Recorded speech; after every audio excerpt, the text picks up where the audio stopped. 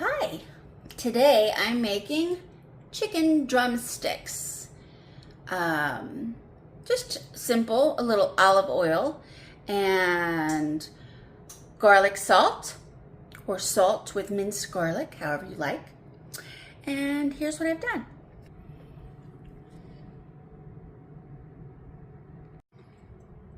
I've got my oven preheated to 425.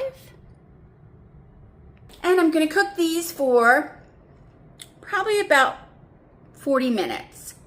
And I'm going to stop halfway through and turn them. So it's very simple. A little rice on the side or a vegetable, and there we go, a simple dinner. These will last a long time because we'll only eat maybe 2 to 4, so have a great day.